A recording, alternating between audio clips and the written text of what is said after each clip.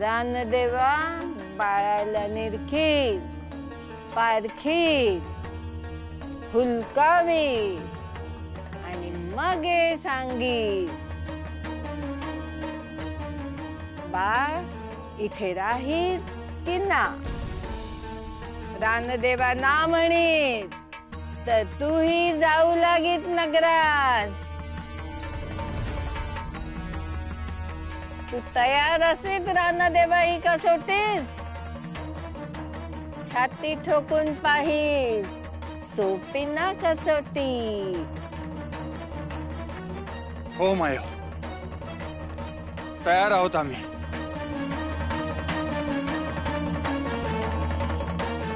आम्ही म्हणजे मी आणि माझी पत्नी.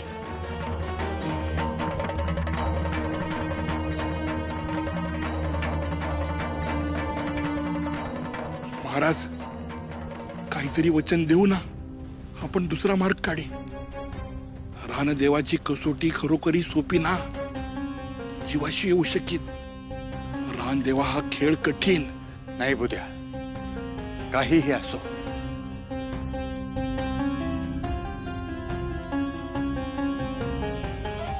आम्ही आणि आमचा पुत्र तुमच्या स्वाधीन आहोत. तुम्ही जे सांगाल ते आम्हाला मान्य आहे. उन्ना, उन्ना, उन्ना, उन्ना. तर ठरिलं, आजच रातीन रानदेवा ही कसोटी. चला सरी सरी तयारी करी सन. चंद्र उगेला जमा रानदेवा समोरी. रातीन रानदेवा हा खेळियो. हो हो हुंबा, हो हो हुमा, हो हो हुमा, हो हो हुम्मा, हो हो हुम्मा, हो हो हुम्मा.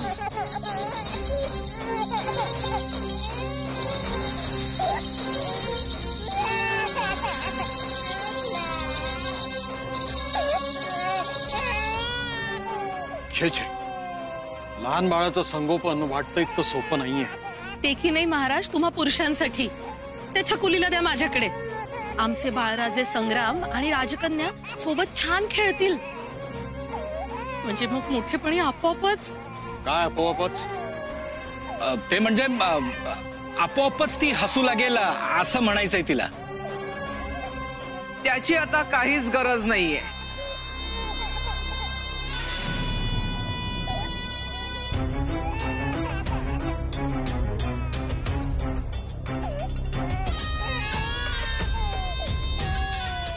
आता बाळाला नवी आई आणि राज्याला नवीन महाराणी मिळाली आहे.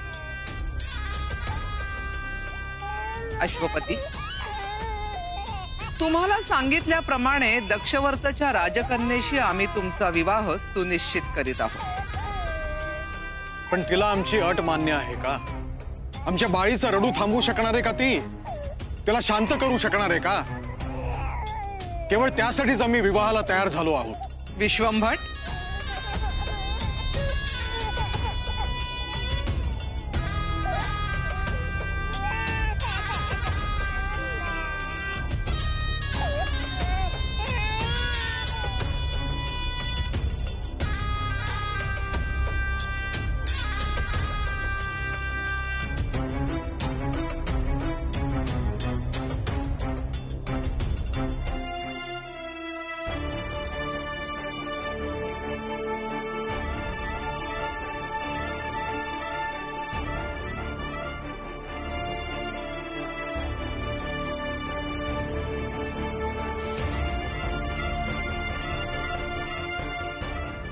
झाली ना तुमची अट पूर्ण?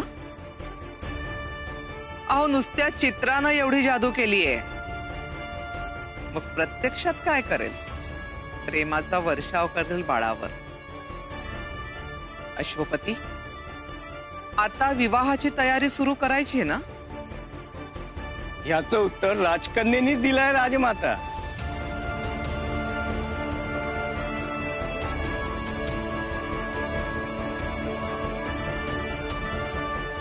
बरं का बाळा, आता तुझी नवी आई येणार,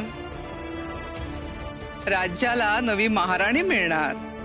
तेव्हा आता रडायचं नाही हा, आता हसायचं. मातोश्री, बाळ बाळी छकुली, सोनुली ही झाली लाडाची नावं. पण महाराणी जाताना इतकं सुंदर नाव ठेवून गेले आहेत की लवकरात लवकर सगळ्यांच्या ओठी खेळायला हवंय. आम्ही तर सावित्री म्हणतोच, पण ते अधिकृत व्हायला हवंय. अमात्य महाराज, नामकरण विधीची तयारी सुरू करा. आज गोरज मुहूर्तावर सोहळा पार पडेल. छे छे अश्वपती, अहो आज तर 5वीचं पूजन. सटवाई जोखाई येण्याची रात्र ही. आज नवजात बालकाचं प्राक्तन लिहिणार त्या, आणि शास्त्रानुसार त्याआधी नामकरण करायचं नसतं. नाही, आम्ही नाही मानत. नामकरण आधी केलं तर सटवाई जोखाई प्राक्तन लिहिणार नाही असं थोडीच आहे. आणि असं खरंच कोणी असतं का? तिथं एक मान्यता आहे. आणि खरंच कोणी कपाळावर प्राक्तन लिहायला येतं ह्याच्यावर आमचा विश्वासच नाही. पुरे झाली तुमची मनमानी अश्वपती. प्रत्येक गोष्टीत जगाच्या विरुद्ध जाता तुम्ही. अहो शास्त्र, परंपरा, रूढी काही आहेत की नाही? आज रीतीप्रमाणे 5वीचं पूजन व्हायलाच हवं. अहो सटवाई म्हणजे प्रत्यक्ष नारायणीचं रूप. गौरी पुत्र कार्तिकेयाप्रमाणे आमच्याही बाळाचं रक्षण कर अशी प्रार्थना करायची असते तिच्याकडे. आणि तुम्हाला वाटतं ना आपली लेक 14 विद्या आणि 16 कलांमध्ये पारंगत व्हावी म्हणून? मग या सगळ्याची प्रतीकं आज तिच्या जवळ ठेवून पुजायची असतात. आणि बाळाला रात्रीच्या वेळेस एका दालनात एकटं सोडायचं असतं. म्हणजे सटवाई गुपचूप येऊन बाळाचं प्राक्तन कुणाच्याही नकळत लिहून जाते. कोणाच्याही नकळत? याला काय अर्थ आहे? पण मातोश्री, कुणी माणसं स्वतःचं प्राक्तन स्वतःच घडवतात. भ्रम आहे हा तुमचा. नियतीचा खेळ फार वेगळा असतो अश्वपती. तसं नसतं तर आज या कन्येच्या ऐवजी साऱ्यांच्या इच्छेप्रमाणे पुत्राची पावलं दुडदुडली असती राजमहालामध्ये. आणि प्राक्तन जर आपल्याच हाती असतं तर आज पत्नी वियोगाचा शोक करण्याची वेळच आली नसती तुमच्यावर.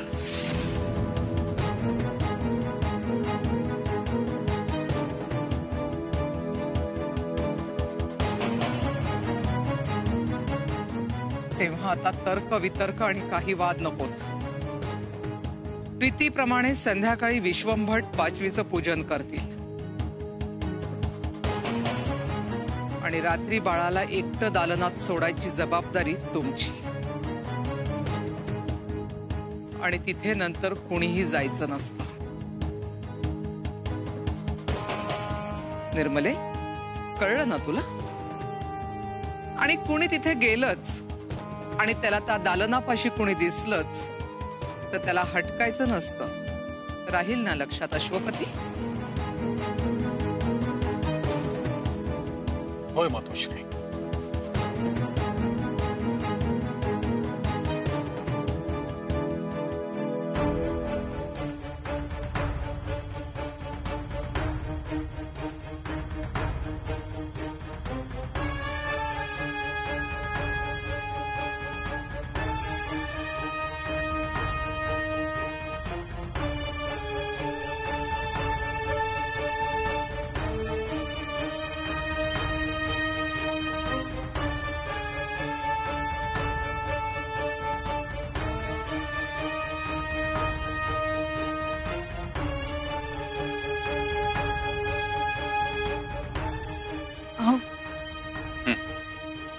समोर एक मोठा खड्डा खणलाय.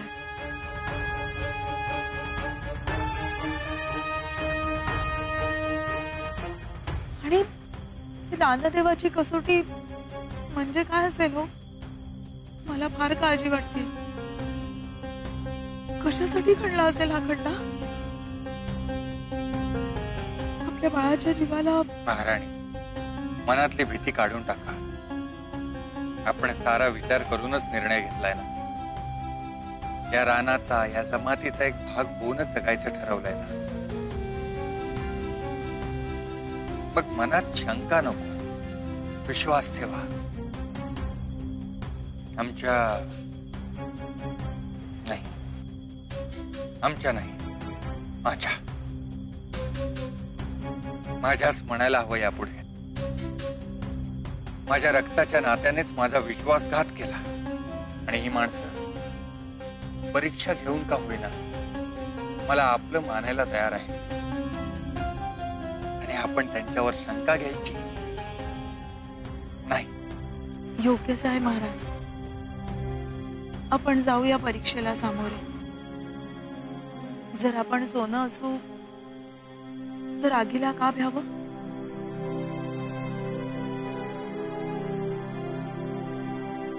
चला सरी गोंधन काढीसन. गोंधन?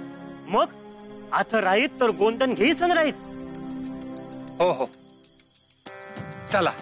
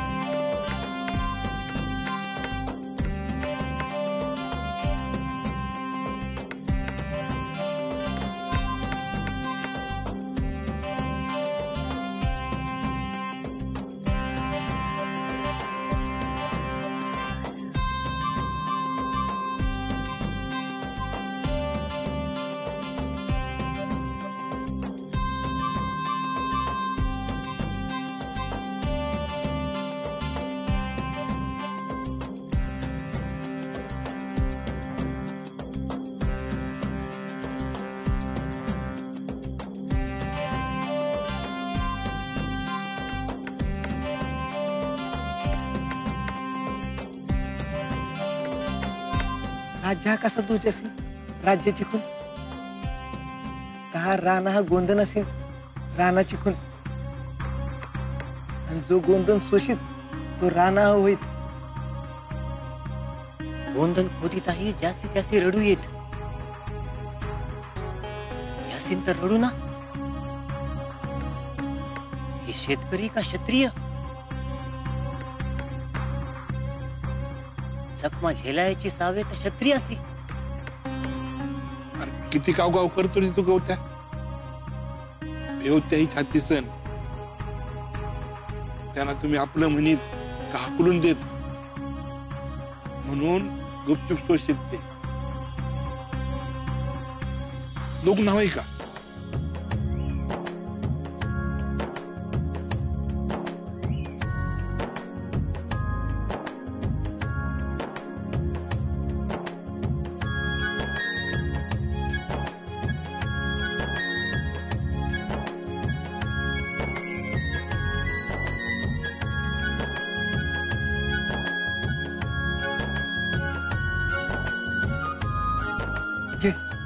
खाऊन घे मायो.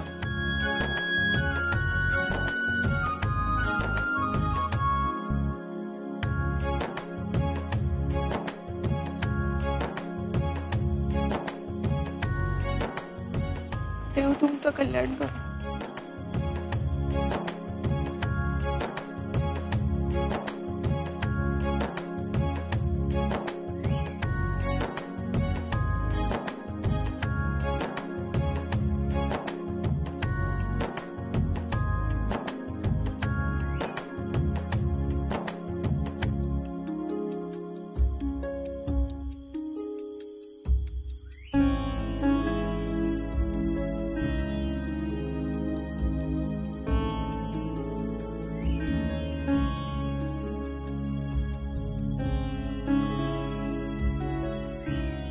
चला आता बाळासी गोंधन काढीसन.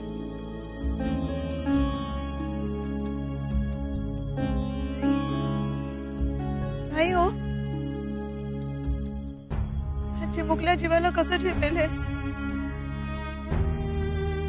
आम्ही सहन केलं, पण नाना, राणा ही सारी बाळ गोंधन खोदितात.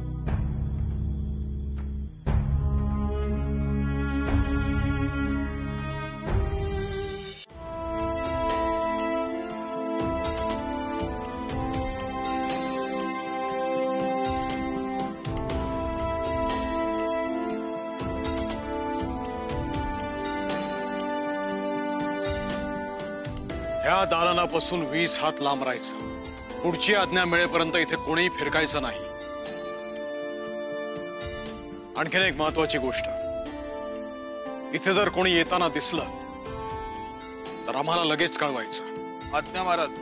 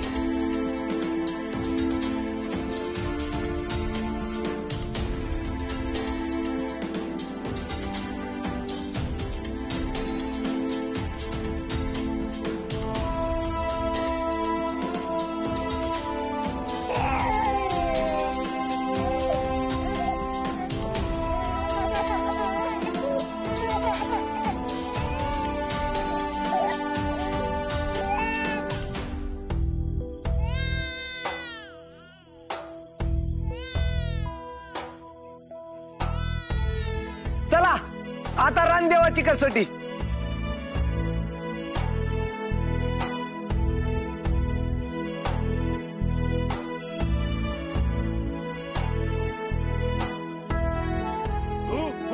हुम्मा हुम्मा हुम्मा हुम्मा हुम्मा हुम्मा. रानदेवा, हे रानदेवा,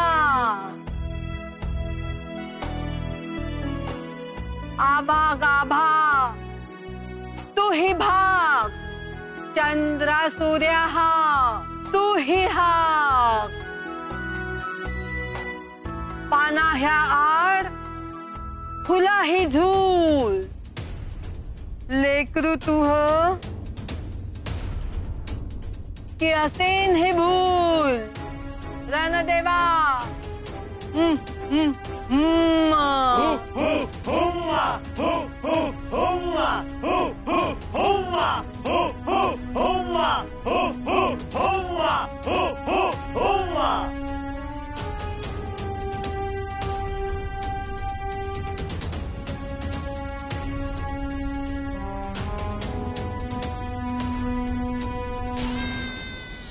आमच्या मनाविरुद्ध करतोय आम्ही हे साऊ. आमच्या मातोश्रींची प्रत्येकच आज्ञा आम्ही नाही डावलू शकत. आता काही क्षण तुलाच सांभाळायचंय. आणि आता हा पिताही तुला एकटीला सोडून चाललाय.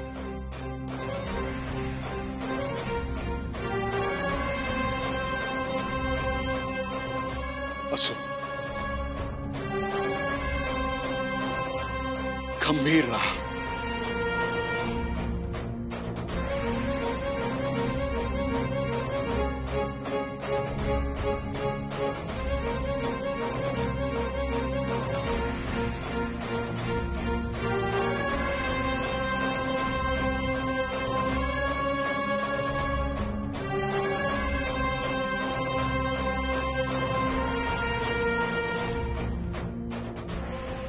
आम्ही इथे जवळच आहोत साऊ. माझं चित्त तुझ्यापाशीच आहे. तुझं प्राक्तन